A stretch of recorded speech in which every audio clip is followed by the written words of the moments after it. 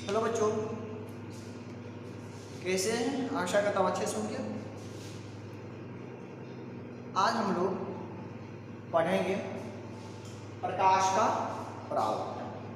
मेरे प्यारे बच्चों, हम लोग पिछले क्लास में यह देखे थे कि प्रकाश क्या होता है। ठीक है, प्रकाश स्रोत क्या है, प्रकाश स्रोत का धारा वस्तु कितने भागों में बांटा गया है, प्रकाश से गमन का धारा वस्तु कितने भागों में बांटा गया है, किरण क्या है, किरण पुंज क्या है, इन सारी चीज़ों पर हम लोग जान चुके थे। उसे आप बताए थे आपको प्रकाश का परावर्तन का मतलब क्या होता है। ठीक है, तो चलिए आज हम वहीं से स्टार्ट करने जा रहे हैं, प्रकाश का परावर्तन। ठीक है, तो चलिए पहले प्रकाश का परावर्तन। अरे बच्चों, आपको बताए थे कि परावर्तन तो होते हैं टकराकर लौटना। ठीक है, किसका परावर्तन हो रहा है? प्रकाश का परावर्तन हो रहा है, यानी कि प्रकाश किसी वस्तु से या किसी सतह से टकराकर अगर लौट रही है तो अब बोलते हैं क्या? प्रकाश का परावर्तन हो रहा है। ठीक है, ठीक है, तो ये ठीक है। तो प्रकाश का परावर्तन में क्या होगा? चलिए एक बार डिफाइन कर दे रहे हैं। प्रकाश का परावर्तन, प्रकाश का परावर्तन। प्यारे बच्चों, बताए थे कि प्रकाश को किसी सतह से टकरा कर लौटने की घटना को प्रकाश का परावर्तन कहा जाता है। प्रकाश को किसी सतह से टकरा कर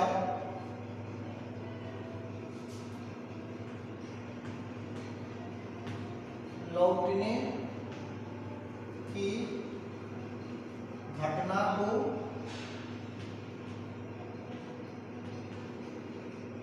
प्रकाश का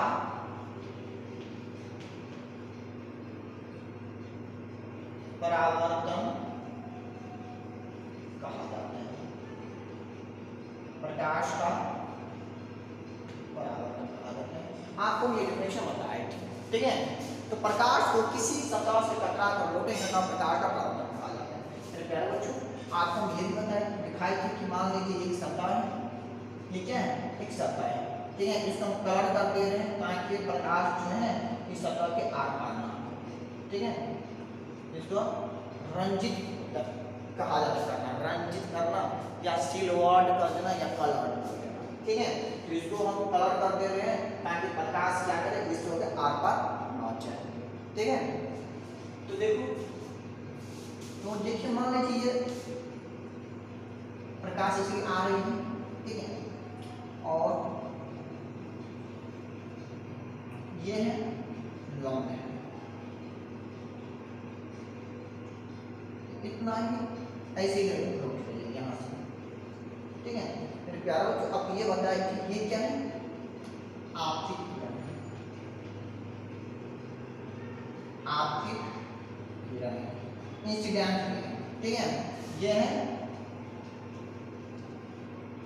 परावर्तित किरण। ठीक है, ये है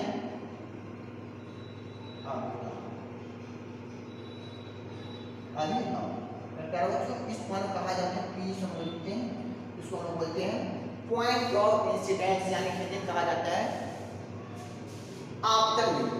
क्या कहा जाता है? आपतन बिंदु, आपतन बिंदु। ठीक है, और परावर्तन घटना जिस सतह पर हो रही है इस सतह को कहा जाता है परावर्तन, परावर्तन। ठीक है, तो चलिए, और ये जो कोण है इसको आज लिखते हैं, इसको आप लिखते हैं, इसको कहा जाता है आपतन कोण, इसको कहा जाता है परावर्तन कोण। चलिए, तो पहला हम लोग लिखेंगे आपतित किरण क्या है। ठीक है, तो आप लोग आपतित किरण लिख करके डैश डालेंगे। ठीक है, तो आपतित किरण परिभाषा लिखेंगे, बोलेंगे आपतित किरण आने वाली किरण को कहा जाता है। परावर्तक सतह पर आने वाली किरण को आपतित किरण कहा जाते हैं, परावर्तक सतह से टकरा कर लौटने वाली किरण को परावर्तित किरण कहा जाता है। ठीक है। परावर्तन घटना जिस सतह पर होती है उसको कहा जाता है परावर्तक सतह कहा जाता है, ठीक है। और परावर्तक सतह के जिस बिंदु पर परावर्तन घटना होती है उस बिंदु को आपतन बिंदु कहा जाता है, राइट। इसी बिंदु हो रही है ना परावर्तन घटना, उसको क्या कहा जाता है आपतन बिंदु कहा जाता है। आपतन बिंदु पर डाला गया लंब को अभिलंब कहा जाता है। क्या कहा जाता है बच्चों, इसको अभिलंब का 90 डिग्री बना रहा है इस तरह से, ठीक है। आपतित किरण और अभिलंब के बीच बना कोण को आपतन कोण कहा जाता है और परावर्तित किरण और अभिलंब के बीच बना कोण को परावर्तन कोण कहा जाता है, ठीक है। तो प्लीज इसको आप लोग नोट कर लेना, लिख लेना, ठीक है। तो ये है प्रकाश का परावर्तन, ठीक है। एक जगह हम आपको दिखा दिए। फिर प्यारे बच्चों परावर्तन सतह के आधार पर भी समझिए परावर्तन सतह जो होते हैं वो दो प्रकार के होते हैं, ठीक है। तो परावर्तन सतह अलग अलग होने के कारण परावर्तन घटनाएं भी जो हो रही है वो दो प्रकार की होगी, ठीक है। तो बता रहे किसी का परावर्तन होता है, ठीक है। परावर्तन प्रकार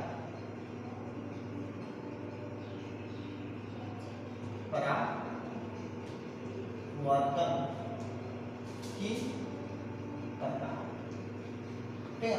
मेरे प्यारे बच्चों तो परावर्तन जो होती है वो दो प्रकार की होती है। पहला हो गया नियमित परावर्तन,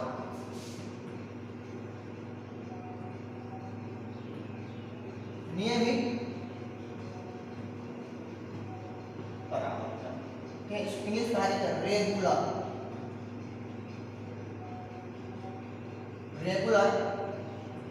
रिफ्लेक्शन, ठीक है। दूसरा है अनियमित परावर्तन,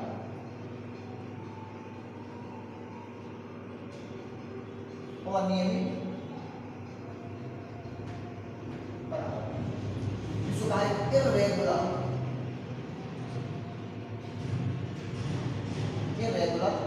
रिफ्लेक्शन, ठीक है। नियमित परावर्तन और अनियमित परावर्तन। चलिए मेरे प्यारे बच्चों नियमित परावर्तन पे देखेंगे कि ये मान लीजिए परावर्तन सतह है, क्या है परावर्तन सतह है, ठीक है। इसको काट दे रहे हैं, कोई सतह हो सकता है, ठीक है। ये हम क्या करते हैं 3 रेड लेते हैं, ये समानांतर किरण पुंज, ठीक है। जिसमें 3 ही रेड हम दिखा रहे हैं, बहुत सारे रेड हो सकती है, ठीक है। ये क्या है समानांतर किरण पुंज, ठीक है। अब देखो यहाँ पर क्या करते हैं, यहाँ पे टकराएगा, यहाँ पे टकरा रहा है, ये यहाँ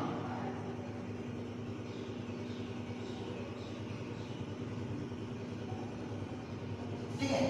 तो देखो ये भी टकराएगा, ये ऐसे जाएगा, ठीक है। ये ऐसे जाएगा और ये ऐसे जाएगा, ठीक है।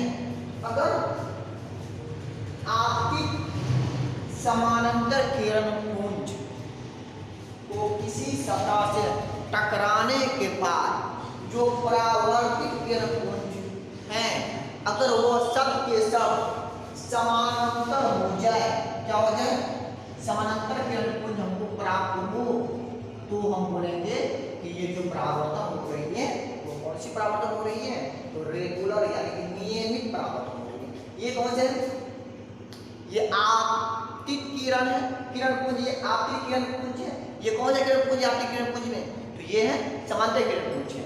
और रिफ्लेक्ट जो हो रही है परावर्तन जो हो रही है वो भी हमको क्या मिल रही है, वो भी समानांतर मिल रही है, ठीक है। तो ये समानांतर अगर मिल रहा है तो बोलेंगे नियमित परावर्तन हो रहा है, ठीक है। और नियमित में क्या होगा, इसके सतह जो होगा वो नियमित होगा, रफ होगा। मान लीजिए ये सतह है, इस टाइप सतह है, ठीक है। ये सतह है, इसलिए क्या कहता हूँ यहाँ से ले रहे ऐसे ऐसे ऐसे, राइट, ऐसे ऐसे, ठीक है। अब ये क्या टकराएगा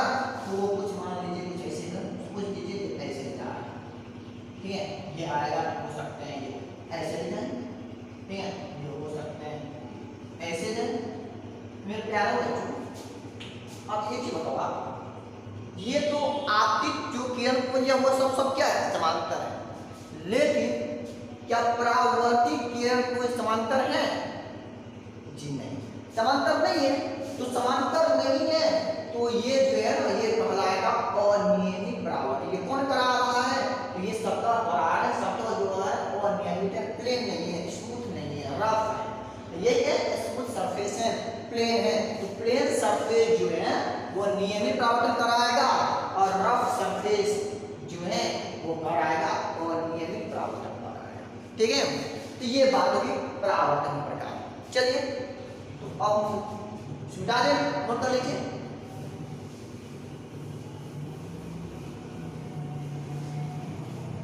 अब हम करेंगे परावर्तन के नियम क्या होते हैं। ठीक है,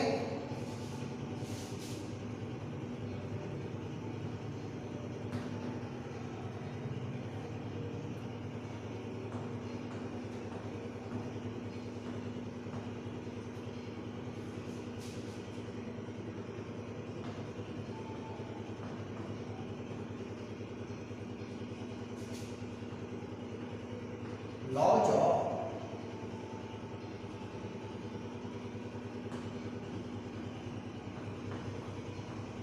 reflection of light। ठीक है, प्रकाश के परावर्तन। ठीक है, प्रकाश के परावर्तन के नियम दो है।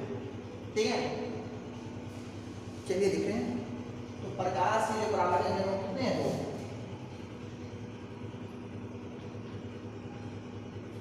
प्रकाश के परावर्तन के नियम निम्नलिखित दो। ठीक है, जिसमें पहला फिगर बनाएंगे, फिगर बनाना नेसेसरी है। ठीक है, आप प्रकाश परावर्तन नियम पूछते हैं तो आप लोग फिगर बनाना है। ठीक है, तो ये हो गया परावर्तक। ये ऐसे भी आ रही है,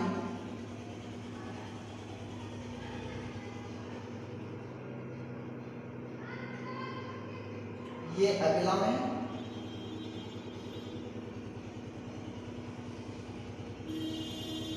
ठीक है, ये हो गया आपतित किरण, आपतित किरण, ये है परावर्तित किरण, ये है अभिलंब। ये क्या है? अभिलंब। ये है आपतन बिंदु,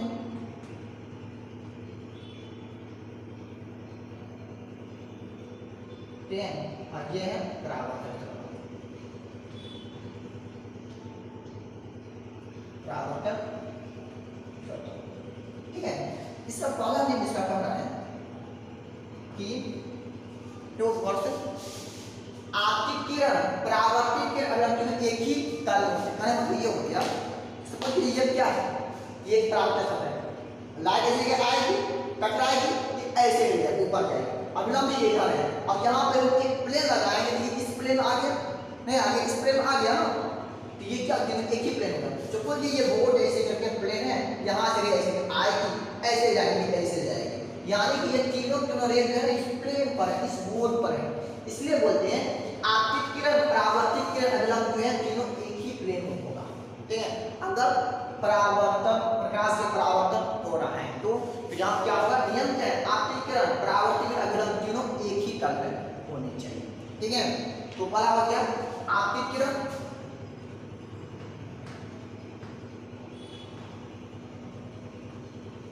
दूसरा है परावर्तित किरण तथा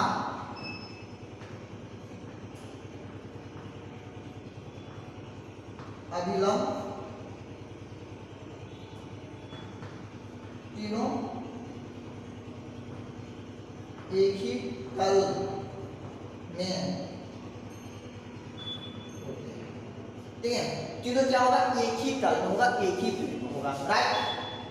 दूसरा है प्यारे बच्चों, इसको कहा जाता है आपतन आयस लिखते हैं, इसको कहा जाता है परावर्तन आर्ट लिखते हैं।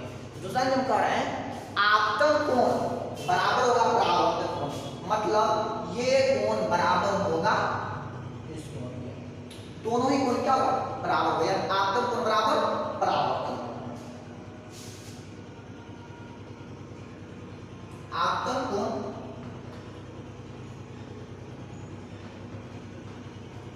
बराबर होगा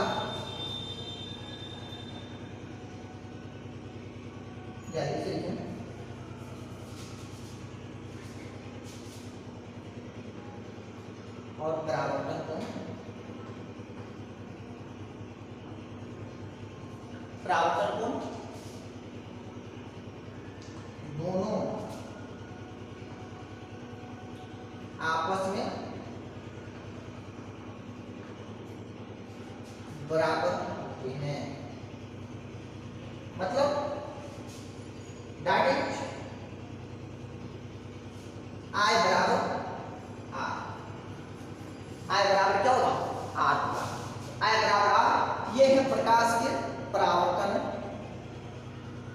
के नियम। ठीक है, तो प्लीज नोट कर लीजिए, 2 मार्क्स पूछेगा तो लिख लेना। ठीक है, तो प्रकाश के 2 नियम है, आपतित किरण परावर्तित किरण, अभिलंब किरण एक ही प्लेन में होगा। ठीक है, और कह रहा है आपतन कोण बराबर परावर्तन कोण होगा। ठीक है, यही है प्रकाश के परावर्तन का नियम। ठीक है, तो प्लीज नोट कर लीजिए।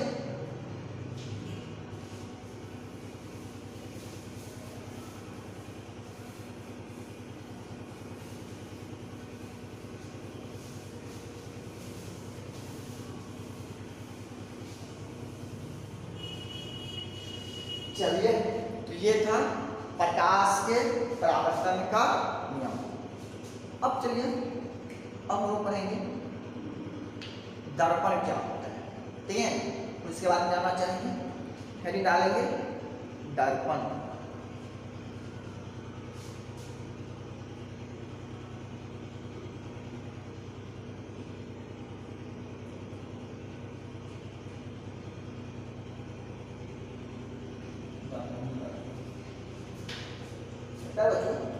मिरर उसको कहेंगे, मिरर मतलब क्या होता है, जब भी मिरर की बात करते हैं तो ये आता है जिसमें अपना चेहरा हम देखते हैं, नहीं वही बात आता है ना, जब भी मिरर की बात होती है तो बोलते हैं जिसमें कि अपना हम चेहरा देखते हैं। ठीक है, और ऐसे वही मिरर होते हैं, तो मिरर की प्रकाश हम ऐसे दे सकते हैं कि कहेंगे कि वे सभी चिकना सतह शाइनिंग सरफेस जो प्रकाश के परावर्तन के नियमों का पूर्ण रूप में पालन करता हो और जिसमें हम अपना चेहरा क्लियरली देख सकते हो, वो कहलाता है दर्पण कहलाता है। तो ये हम 2 बात करते हैं, एक तो कहना ये कि वो प्रकाश से परावर्तन नियम का पालन करता हो, ठीक है, दूसरा जिससे अपना चेहरा हम पूर्ण रूप में देख सकते हैं वो कहलाता है। एक्चुअली प्रकाश परावर्तन नियम जो पालन करेगा पूर्ण रूप में, उसमें हम अपना चेहरा ऑब्वियसली देख सकते हैं। ठीक है, तो दुनिया में जितने सरफेस सब प्रकार का नियम का पालन करते हैं, लेकिन इसमें होता क्या है, एक मतलब कुछ सरफेस आप क्लियरली अपना चेहरा देख सकते हो और कुछ में क्लियरली नहीं देख सकते। ठीक है, तो जिसमें आप अपना चेहरा क्लियरली देख सकते हो सुस्पष्ट रूप से, ठीक है, वो कहलाएगा क्या दर्पण कहलाएगा। तो सरफेस ये भी यहाँ पर भी हम मेरा ये बन रहे हैं।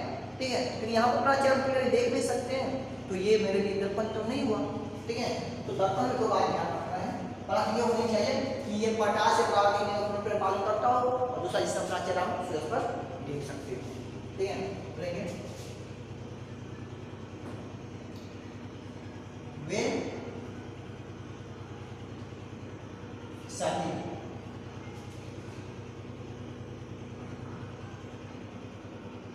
चिकना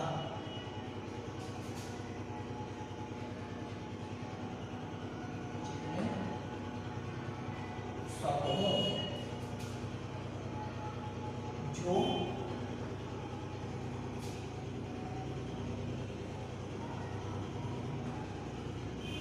जो प्रकाश के नियमों का पूर्ण रूपेण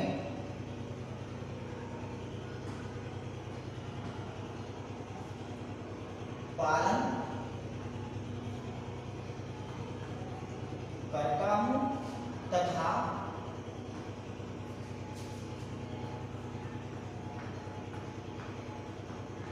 तथा जिसमें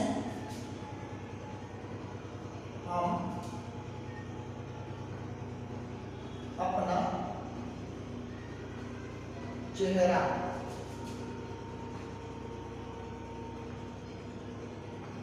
स्पष्ट रूप से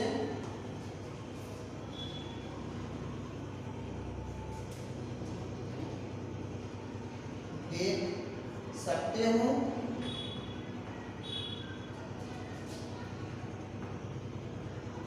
दर्पण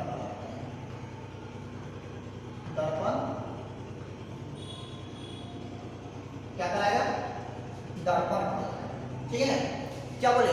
बोले वे सभी चिकने सपनों जो प्रकाश के नियमों का पूर्ण रूपेण पालन करता हूँ तथा जिसमें हम अपना चेहरा स्पष्ट रूप से देख सकते हो वो कहलाएगा क्या? दर्पण। ठीक है, तो कोई भी चिकना सपना हो सकता है, जैसे अपना चेहरा स्पष्ट देख सकते हो, वो क्या कहलाएगा? दर्पण कहलाएगा। ठीक है, ठीक है। दर्पण प्रकार जान लेते, प्रकार कितने हैं?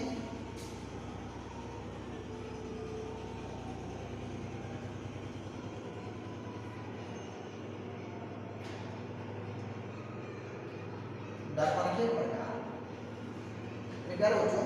दर्पण को मेनली हम लोग दो भागों में डिवाइड करते हैं। एक हो गया समतल दर्पण, एक हो गया गोलीय दर्पण।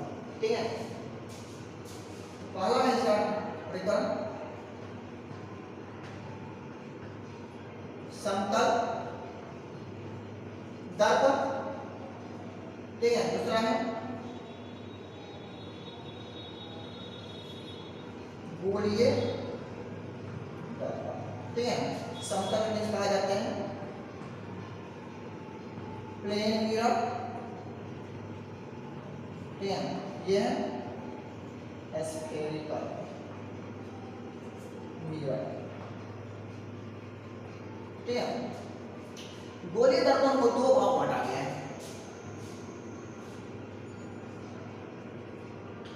पहला है अवतल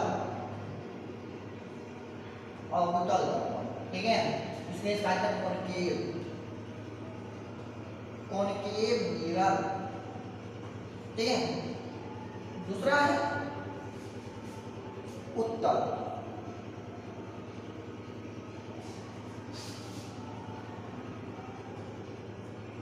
दर्पण, कॉन्वेक्स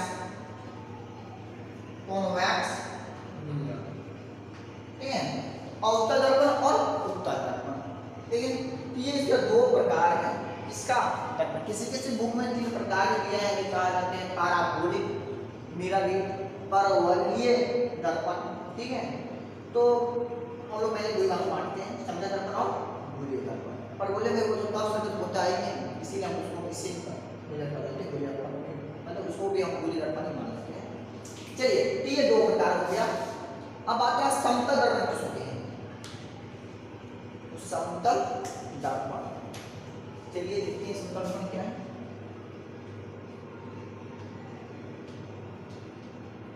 समतल दर्पण, समतल नाम से समतल जिसकी परावर्तक सतह, जिस सतह पर परावर्तक घटना हो रही है उसको क्या कहा जाता है?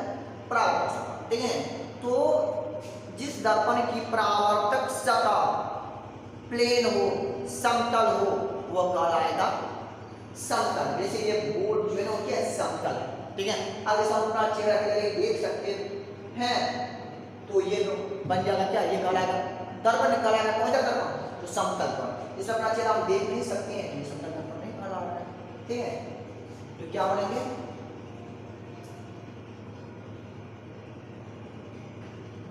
जिस दर्पण का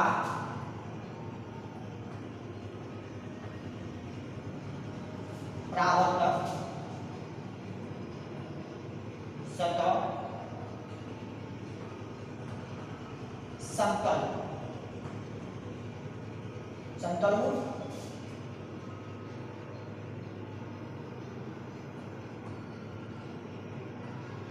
समतल दर्पण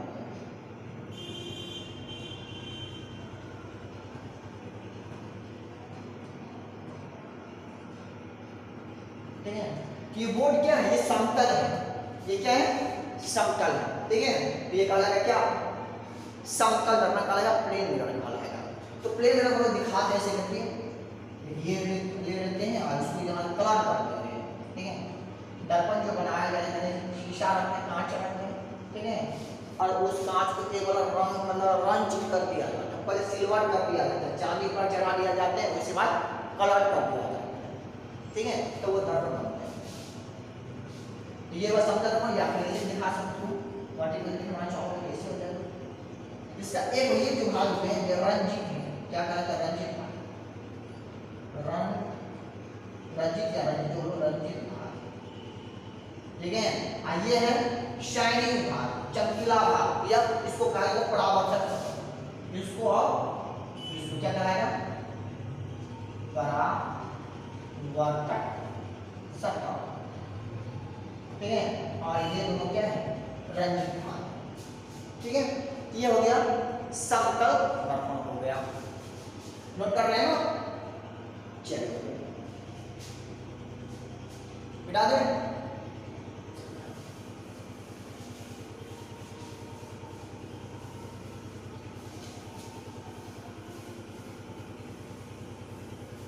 चलिए तो अब थोड़ा समतल दर्पण की कुछ विशेषता के बारे में पता कर लेते हैं। क्या है प्रॉपर्टीज?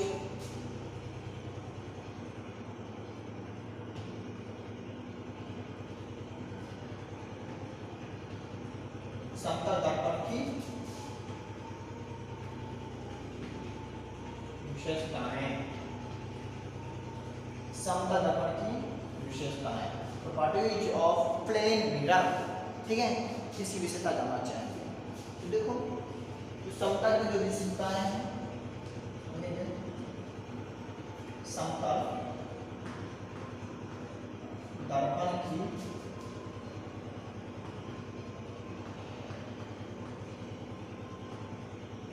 निम्नलिखित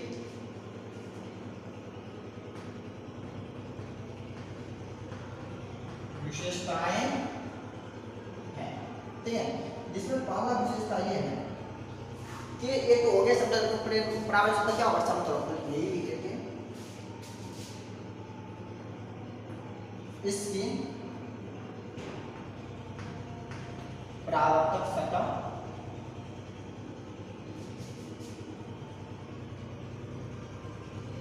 समतल, क्या होगा? समतल होगा। दूसरी क्या है? सतह है। दूसरा है कि इसमें जो प्रतिबिंब बनते हैं वो आभासी होते हैं, सीधा होते हैं और वस्तु के बराबर होते हैं। इसमें बना प्रतिबिंब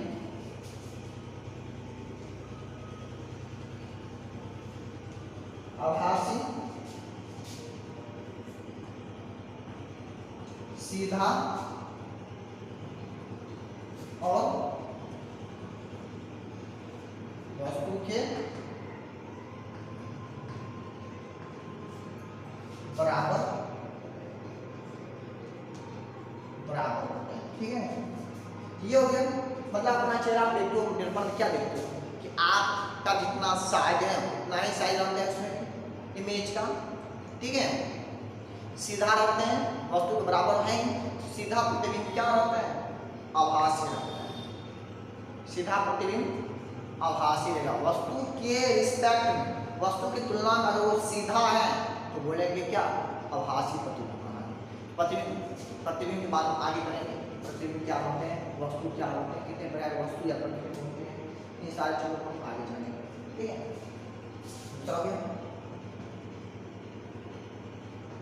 तीसरा है कि इससे विशेषता है कि अब वस्तु को दर्पण से जितना ही आगे रखोगे उसका प्रतिबिंब दर्पण से उतना ही पीछे बनता है। यही प्रॉपर्टी है इसका। क्या बनेंगे?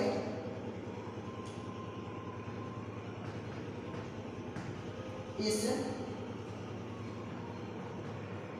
दर्पण में वस्तु को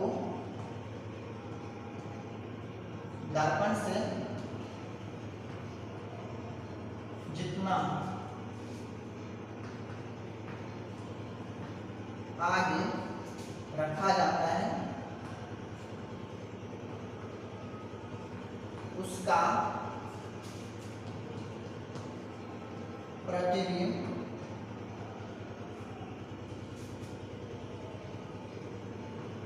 उतना ही पीछे बनता है। दर्पण से पीछे बनता है ना। अगर आप 5 सेंटीमीटर दूरी पर खड़े हो या 10 सेंटीमीटर दूरी पर खड़े हो, ठीक है, तो दर्पण उसका प्रतिबिंब जो है उतना ही दर्पण से पीछे बनेगा, 5 सेंटीमीटर या 10 सेंटीमीटर पीछे बनेगा। तो बोलते हैं मान लीजिए दर्पण है, ठीक है, तो यहाँ पर मान लीजिए एक आदमी की तरह खड़ा है, ठीक है, इसका जो प्रतिबिंब बनेगा मान लीजिए यहाँ से कितना है 5 मीटर है, सपोज दैट, ठीक है, तो इसका जो प्रतिबिंब बनेगा यहाँ पर भी उतना ही डिस्टेंस पर जैसे ऐसे बनेगा, कितना 5 मीटर, तो इसका क्या होगा बराबर होगा। इसकी चौथा विशेषता ये है कि इसमें जो होते हैं प्रतिबिंब का पार्श्व परिवर्तन होता है, ठीक है, लेटरल इन्वर्शन होता है।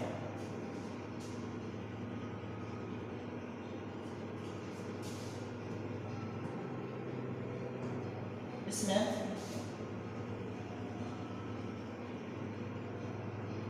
प्रतिबिंब का पार्श्व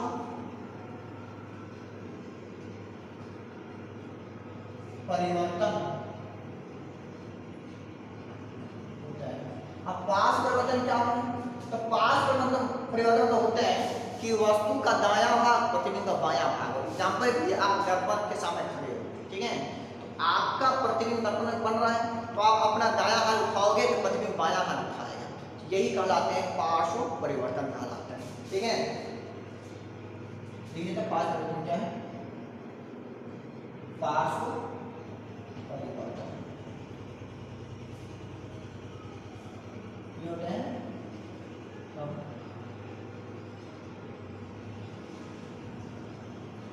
जब वस्तु का दायां भाग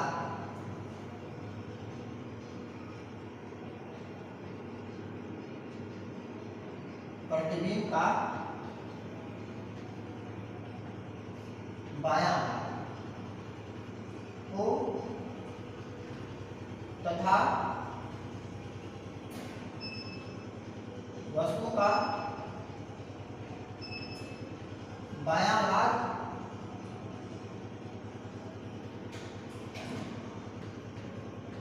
प्रतिबिंब का दायां भाग को तब इस घटना को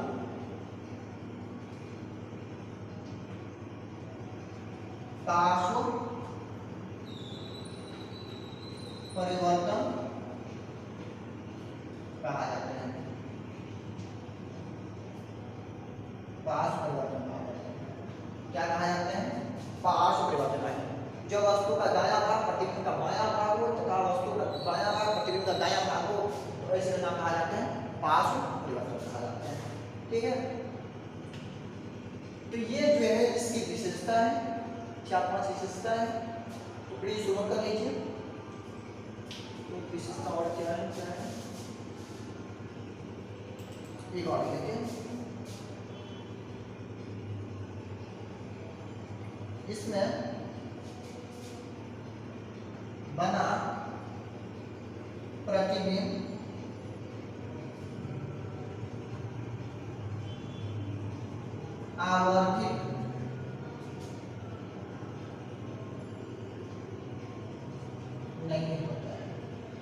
आबादी मतलब होते हैं कि प्रतिदिन की साइज वस्तु के साइज से बड़ा या छोटा बन रहा है तो बोलते हैं आवर्धित हो रहा है। ठीक है, आवर्धन। ठीक है, इसमें ना तो बड़ा ही बनता नहीं, छोटा बनना बराबर बनना है, तो इसलिए क्या मल्टीप्लिकेशन नहीं है। ठीक है, तो m बराबर इसमें क्या होते हैं 1 होते हैं। ठीक, m क्या होते हैं आगे हम जानेंगे, m बराबर 1 होते हैं।